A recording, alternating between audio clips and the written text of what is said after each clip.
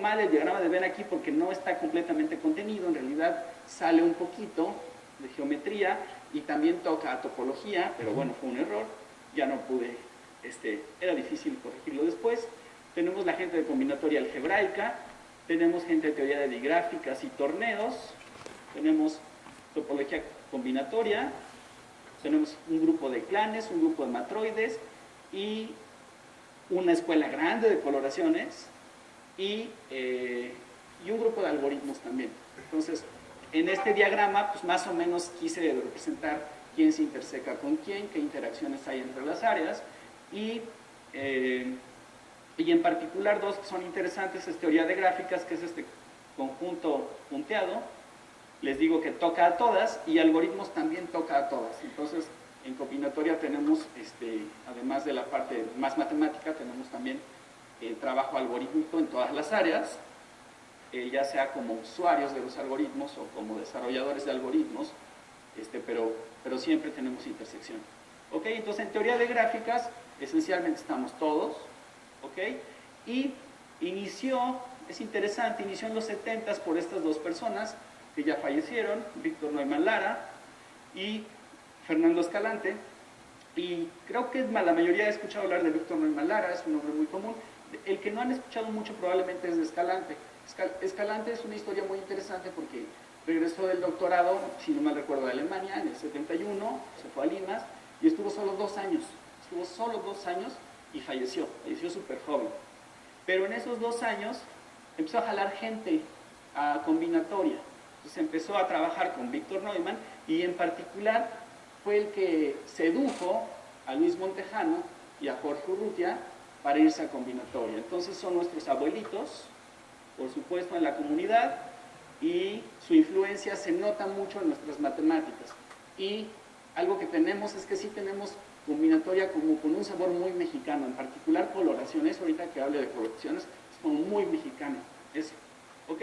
Bueno, entonces, tenemos como área teoría de gráficas, todos le entramos, y ahí estudiamos invariantes clásicos de gráficas. Entonces, por ejemplo, el número cromático, si es hamiltoniana la gráfica o la familia de gráficas en cuestión que estamos estudiando, cuál es el número de independencia, si es conexa, etcétera. Son parámetros clásicos que me imagino la mayoría ya está un poco familiarizado con ellos, si no aquí tengo un ejemplito de juguete solo para recordar qué hace cada uno de sus invariantes. El número cromático es simplemente el número mínimo de colores que dada una gráfica tenemos que usar para colorear sus vértices, de tal forma que no existan dos adyacentes por una arista con el mismo color. Entonces observen esta gráfica, aquí coloreé con 3 colores estos 4 vértices, no puedo hacerlo con menos porque este triángulo requiere 3 colores. Ajá. Y bueno, no necesito 4, aunque tengo 4 vértices, no necesito 4 porque este y este en particular pueden tener el mismo color. Entonces bueno, este es un invariante clasiquísimo. Todos estos 3 en particular son NP completos como la mayoría de nuestros invariantes. Entonces en gráficas es muy fácil encontrarse invariantes NP completos, que quiere decir que son extremadamente difíciles de calcular de manera general por computadora. Lo que hacemos es estudiamos familias particulares de gráficas y ahí podemos dar algoritmos de tiempo polinomial en algunos casos, o a lo mejor demostramos matemáticamente cuál es el valor del invariante. A lo mejor podemos decir, pues esta familia tiene número cromático 4, etc. Un ejemplo súper conocido, todo el mundo ha escuchado de él, las gráficas planas, las gráficas que pueden dibujar sin cruces en el plano, pues son 4 coloreables. Es el famoso teorema de los 4 colores, que es lo mismo que decir que los mapas se pueden dibujar cada región del mapa usando 4 colores en total, sin que 2 adyacentes compartan el mismo color. Pues bueno, esos son la parte muy clásica de teoría de gráficas, es en la que menos voy a hablar porque pues, es la más conocida en cierto sentido. Y lo que voy a hacer es más bien irme en este orden. Voy a empezar con geometría combinatoria, cruces, topología, coloraciones, digráficas y torneos, combinatoria algebraica, clanes y matroides. Entonces me voy a ir en ese orden. En geometría combinatoria, lo que hacemos es estudiar convexidad y relaciones de incidencia entre conjuntos discretos de objetos geométricos. Ahorita pongo un ejemplito. ¿Ok? Tenemos un grupo grande, somos bastantes trabajando en geometría combinatoria y aunque tenemos relación entre todos, sí tenemos como escuelas, como diversas escuelas.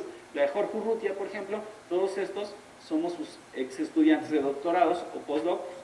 Me faltan algunos, pero bueno, ha generado un grupo grande de gente, varios estamos activos. Carlos Velarde se unió hace no mucho a trabajar con nosotros también.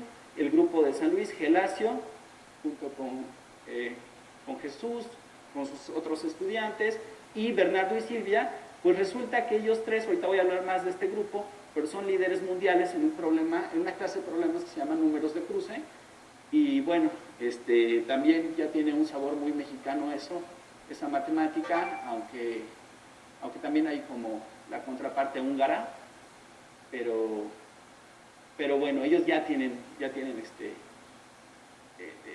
formado ese grupo a nivel mundial muy importante. Y luego tenemos al grupo de Rolly y de Luis y de Arocha, que bueno, sus descendientes algunos andan por aquí, y Lalo Rivera, que está en la UAM, pues tiene su descendiente Paulina, y también trabajan problemas más o menos similares en espíritu.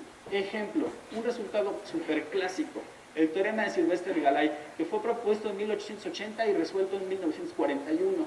Entonces era una conjetura. La conjetura es esta. Agárrense un conjunto de n puntos, el que quieran. Entonces pasa una de dos cosas. O todos están sobre la misma recta, o bien tiene que existir una recta que pasa por exactamente dos puntos de su conjunto. Es decir, no pueden construir un conjunto de puntos que no sean todos colineales y en los que toda recta que contiene dos puntos contiene un tercero. Eso es lo que está diciendo este teorema. Y la prueba es muy bonita, se las puedo platicar. Es simple, es muy elegante. Hagan lo siguiente, váyanse por contradicción y supongan que no es cierto. Entonces, imagínense que tienen un conjunto de puntos en donde toda recta tiene al menos 3 puntos. Bien, entonces, consideren consideren el conjunto y fíjense en las parejas recta, punto fuera de la recta, ¿ok? Recta que tiene a 3 puntos o más, punto fuera de la recta, y agárrense la pareja recta punto que tiene distancia mínima del punto a la recta, ¿ok? Entonces, lo que vamos a tener es una recta que contiene al menos 3 puntos, un puntito que está afuera, y de todas las parejas recta punto es la que tiene la distancia mínima. Muy bien, pues entonces lo que tiene que ocurrir es que en esta semirrecta y en esta semirrecta, cuando trazo la distancia mínima, pues hay un lado que tiene al menos 2 puntos. Por ejemplo, aquí tengo al menos 2 puntos. Ahora consideren, de este lado que tiene al menos 2 puntos, la recta que pasa por el punto y por el punto de la orilla. ¿Ok? Consideren esta recta. Pues, ¿qué va a pasar? Que ahora, fíjense en la distancia entre este punto y esta recta. La distancia entre este punto y esta recta por la geometría es menor que esta que habíamos supuesto mínima. Eso quiere decir, pues, que estamos contradiciendo la suposición original de que la pareja recta punto era esta mínima. Y por lo tanto, no podemos tener semejante conjunto con 3 puntos al menos en cada una de las rectas y que no estén todos colineales. La única manera de lograrlo es todos colineales. Esto es lo que está diciendo este teorema. Entonces, otro ejemplo, aquí no voy a dar la demostración porque es mucho más complicada, pero otro ejemplo es el clásico teorema de Erdős-Szekeres de 1935, que dice, ustedes denme el entero k que quieran, positivo, entonces va a existir un entero z de k, Erdős-Szekeres de k, tal que todo conjunto de puntos con al menos este número de puntos, ¿ok? En posición general, que quiere decir que no tiene a 3 de ellos colineales, contiene k de ellos en posición convexa. Es decir, ustedes díganme 10.000 como k. Entonces yo les digo, pues existe un entero que es función de ese 10.000. El problema es que es como exponencial, es gigante, pero el punto es de que todo conjunto suficientemente grande va a tener 10.000 puntos en posición convexa. Entonces es un resultado fundamental en nuestra geometría combinatoria, en el tipo de problemas que estudiamos. Y, por ejemplo, aquí lo que estoy mostrando es que si tengo 5 puntos, no me libro de tener a 4 de ellos en posición convexa. Si tengo 9 puntos, no me libro de tener 5 de ellos en posición convexa. Y si tengo 17 puntos, no me libro de tener 6 de ellos en posición convexa, que son los que están en azules. Y la conjetura de Erdős-Checker es que de hecho este valor, el valor mínimo, es 2 a la menos 2 menos 1, y bueno, todavía sigue abierto. Ha habido 800 artículos al respecto mejorando cotas, pero ese problema se ve lejos todavía de resolverse esa conjetura. Y en un resultado más moderno, que tenemos junto con los mexicanos, somos Jorge, Ruy y yo, y bueno, con un grupo de colegas austriacos, es que es el siguiente teorema. Todo conjunto de n puntos bipolarizados en posición general, nuevamente no hay 3 de ellos alineados, tiene asintóticamente al menos n a las 5 cuartos, o sea, algo superlineal, eso es lo importante, triángulos monocromáticos vacíos. ¿Qué quiere decir eso? Agárrense su conjunto de puntos favoritos de n puntos y coloreen con 2 colores. Eso es clave, con 2 colores, los puntos. Pues no se van a salvar de triángulos monocromáticos vacíos. Quiere decir que los tres son 3 puntos del mismo color, tal que su cierre convexo es libre de puntos del conjunto. Aquí tengo un triángulo monocromático vacío, aquí tengo un triángulo monocromático vacío. Este no es un triángulo monocromático vacío, pero la función de cómo se fuerzan esos triángulos es superlineal. Se mejoró poquito después nuestra cota, la mejoraron unos húngaros, pero esta conjetura sigue abierta. Y esto es de 2009 y bueno, ha habido trabajos que intentan mejorarlo, pero pues no se ha avanzado más. Bien, eso es solo para dar un vistazo de geometría combinatoria. Ahora les hablo un poquito del grupo de crossing numbers, pero aquí no voy a decir mucho porque Jesús nos va a dar una plática al respecto, nos va a decir mucho más de lo que hacen en crossing numbers, y simplemente mencionar que combina teoría topológica de gráficas, ¿okay?, y geometría, y la idea aquí en esta área, en esta disciplina, es minimizar cruces en dibujos de gráficas. Entonces, por ejemplo, un problema clásico. Agarro y dibujo una gráfica en el plano con 50 vértices. Hay 800, bueno, no, hay una cantidad brutal de maneras distintas de dibujarla, pero ¿cuál es la que me da el número mínimo de cruces? Un cruce es simplemente 2 aristas que se intersecan. Bueno, pues ellos se dedican a estudiar eso, estudian familias, estudian variantes de dibujos, algunos son dibujos que permiten curvas continuas, las aristas son curvas continuas, otras son simplemente segmentos de recta, y bueno, aquí hay un cuerpo de trabajo muy muy fuerte, y insisto, no voy a mencionar más porque Jesús va a decirlo, solo menciono un teorema clasiquísimo en esta área, que es el de Kuratowski, que dice que una gráfica se puede dibujar de forma plana, sin cortes, si y solo si no contiene una subdivisión de aristas de una gráfica completa de 5 vértices, o sea, esto no es plano, ni cualquier subdivisión que tenga, ni cualquier subdivisión de esto, o una completa bipartita de 3 vértices en cada clase de la partición. O sea, estos dos son las obstrucciones que tenemos para que una gráfica sea plana. Entonces, esto es teoría topológica de gráficas, y ya verán con Jesús mucho más, ¿ok? Pues bueno, un poquito de topología combinatoria. La idea en esta área es que se estudian invariantes combinatorios de complejos simpliciales, ¿ok? Y se estudia la topología asociada a objetos combinatorios. Ajá. O lo que es lo mismo, se hacen generalizaciones topológicas de resultados sobre objetos combinatorios. Ahorita doy un ejemplo porque si no, no se entiende mucho. Pero esto tiene mucha aplicación a correlaciones de gráficas, al área de clanes, que luego voy a mencionar, a nuestra geometría combinatoria. Sergio lo usa en cómputo distribuido, y Armando también, análisis topológico de datos, topología computacional, etc.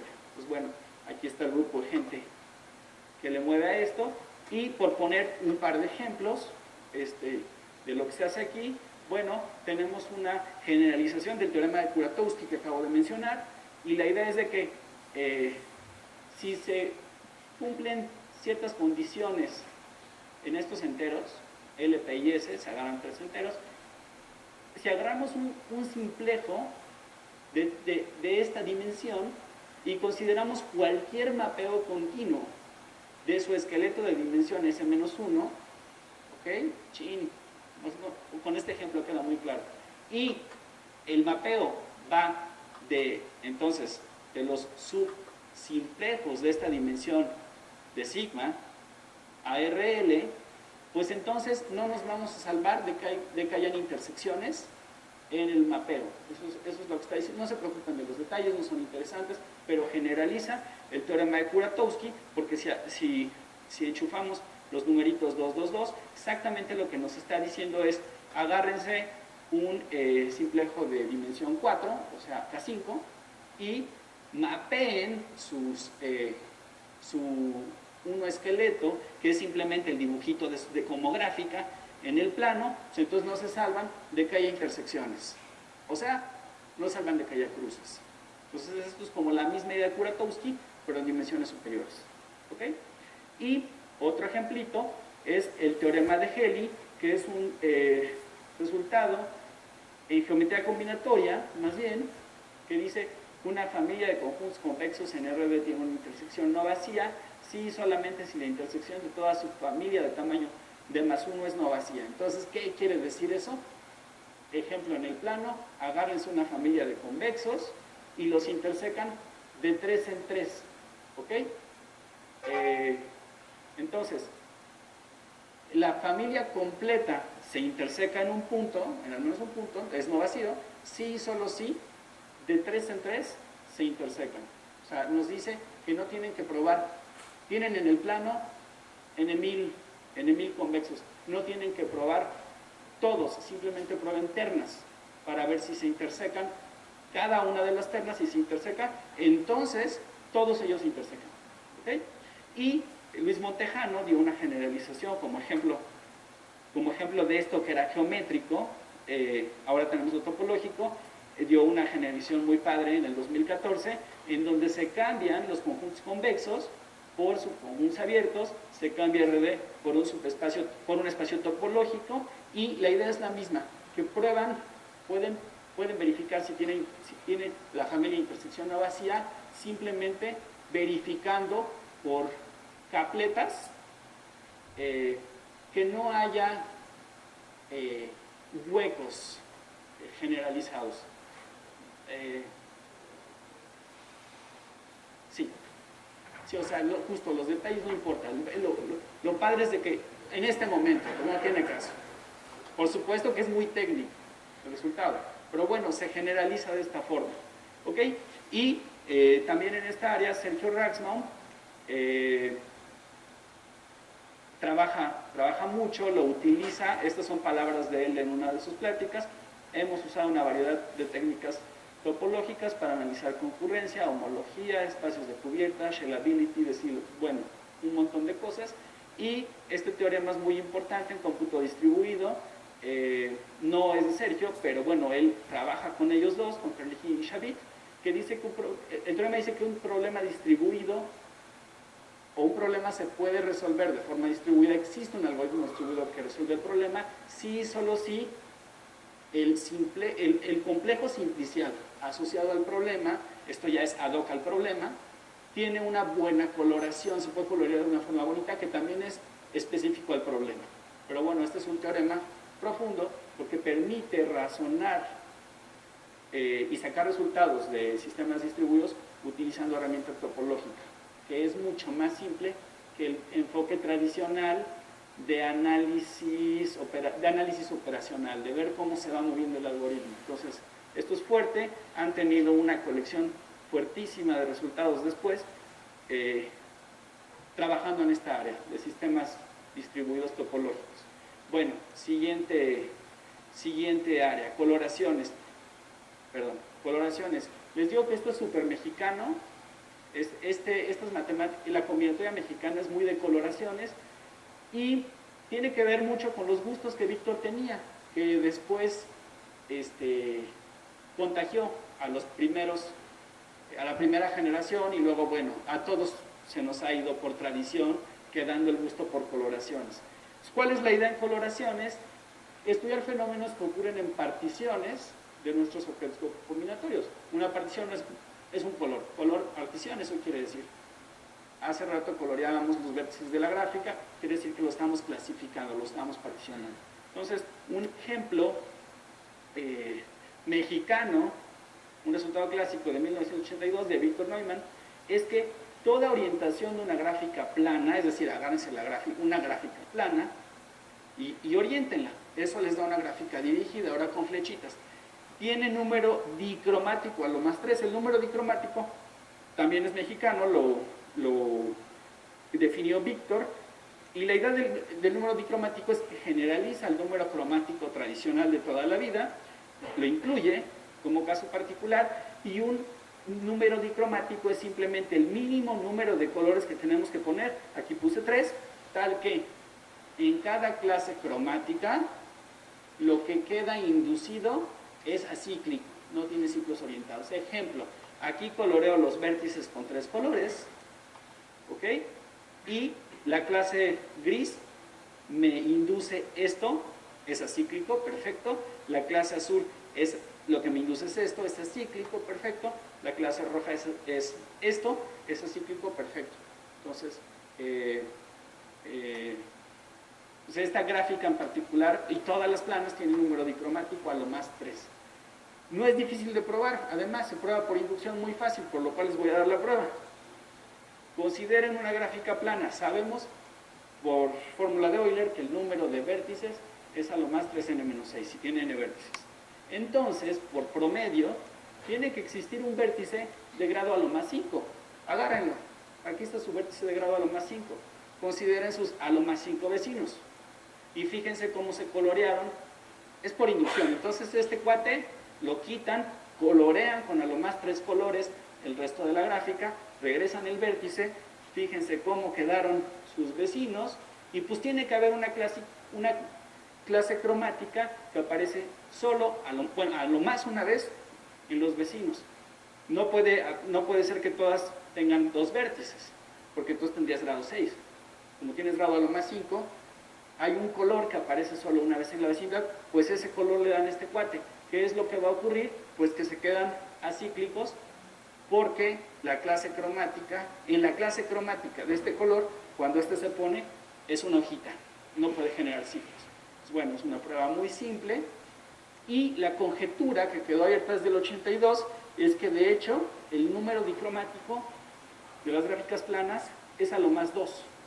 Y algo padrísimo es que este año Bernardo Llano, junto con su estudiante de doctorado, ay, se me fue el nombre, perdón, probaron, de hecho, la conjetura, y la prueba es far from trivial, no tiene nada que ver con esta prueba tan simple. La prueba de Bernardo es bastante técnica y es padrísima porque generalizan diagramas de Voronoi en el camino, lo cual es bastante interesante. Bueno, otro ejemplo, súper clásico, el teorema de Ramsey. Tal vez varios lo han escuchado y es muy representativo del trabajo de algunos miembros de la comunidad. Teoría de Ramsey. Pues todo comienza con este teorema que dice, uy, es mucho texto, pero bueno, lo que está diciendo es, denme 2 números, R y B, los que sean. Entonces, existe un número en función de ese R y B, tal que en toda gráfica con al menos ese número de vértices, o le sale una subgráfica completa, donde todas las aristas tienen este color y son al menos R vértices, o le sale una gráfica completa con al menos este número de vértices en donde todas las aristas son del color secundario, del otro color. Ejemplo, porque sí ya me di cuenta que no se entiende nada, pero ejemplo, si yo quiero forzar un triángulo en una gráfica, o sea, quiero que me aparezcan 3 vértices que todas sus aristas entre sí sean azules o rojas en cualquier coloración con colores azules y rojas de una gráfica completa. Si tengo 5 vértices, aquí hay un ejemplo de coloración en donde no tengo un triángulo azul ni rojo, ¿ok? Entonces, el número de Ramsey de 3, 3 tiene que ser mayor estricto que 5, porque aquí tengo un ejemplo con 5 donde no se cumple, pero con 6 No importa yo cómo coloree las aristas, necesariamente voy a tener un triángulo azul o un triángulo rojo. ¿Cuál es el triángulo ahí? No lo veo. El rojo, ¿cuál es? Aquí está. Aquí está. ¿Ok? Bien, entonces, bueno, en general, esto no es difícil probar, el razonamiento es también muy bonito, es un ejercicio, pero mejor les doy este lema, que también se prueba muy fácil, que este lema nos dice, bueno, lo aplicamos por inducción y nos dice que en efecto estos números están bien definidos y existen, son finitos. Entonces, ¿cuál es el lema? Que el número de Ramsey de RB, son los dos parámetros, es a lo más Ramsey de R-1B más Ramsey de RB-1. Y la prueba es bien bonita, es bien simple, se puede explicar y por lo tanto lo voy a hacer. Agárrense una gráfica con este número de vértices, con este. Distingan un vértice, el que quieran. Ese vértice tiene sus... Bueno, agárrense una coloración con azul y rojo de todas las aristas de la gráfica. Ahora, de las aristas que salen de este vértice, fíjense en las que salieron rojas y en las que salieron azules. Entonces tienen dos grupos. ¿Ok? Ahora, en el grupo de las que salieron rojas va a pasar lo siguiente. O bien, aquí nos quedaron al menos este número de vértices. Si nos quedaron aquí este número de vértices, ya lo hicimos. Porque por la definición de este número, aquí voy a tener una gráfica completa de B vértices con todas sus aristas azules, o voy a tener una gráfica completa de R-1 vértices con todas sus aristas rojas, que unidas con este vértice me da la gráfica completa de tamaño R. Entonces, si este número de vértices me quedó aquí, ya lo hicimos. Si no me quedó eso, quiere decir que aquí hay a lo más esto menos 1. Por lo tanto, aquí hay al menos este número. Y entonces hago exactamente el mismo razonamiento. Entonces, o aquí tengo el tamaño suficiente, o aquí tengo el tamaño suficiente, y por lo tanto este lema es cierto, y los números de Ramsey entonces están bien definidos. Y se puede generalizar por inducción, no solo a dos colores, sino a cualquier número de colores. Entonces, dado cualquier número de colores, ustedes colorean las gráficas de una gráfica suficientemente grande, y una estructura monocromática grande es inevitable. Eso es lo que está diciendo el teorema de Ramsey. Se habla justo de que en estructuras combinatorias muy grandes, suficientemente grandes, hay subestructuras que son imposibles de evitar. Pues todo al estudio de estas propiedades de que no puedes evitarlo, pues le llamamos teoría de Ramsey, y este es solo el inicio, de hecho, de los números de Ramsey. Estos, pues es el mínimo, y se definen como el mínimo para que te pase esto, y esto solo nos da una cota exponencial, pero guanga. Y números exactos de Ramsey se conocen bien poquitos.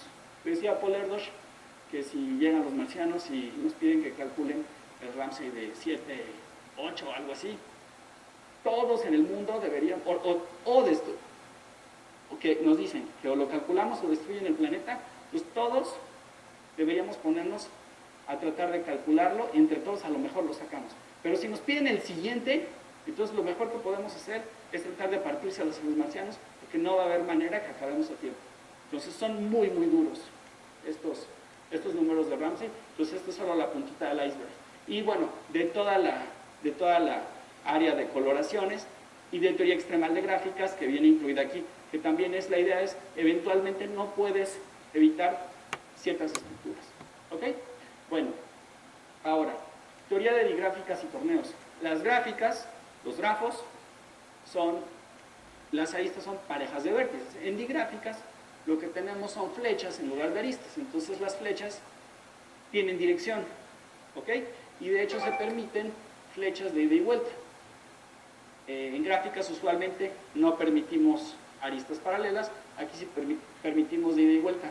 Y entonces la naturaleza de los objetos combinatorios cambia solo por este hecho, y entonces hay que replantearse todos los problemas que uno se había planteado en gráficas, pero ahora en digráficas. Entonces, extendemos el concepto de número cromático, extendemos el concepto de dominación, extendemos el concepto de independencia, etc. Y nos ponemos a trabajar pues en los invariantes clásicos, ahora adaptados a estos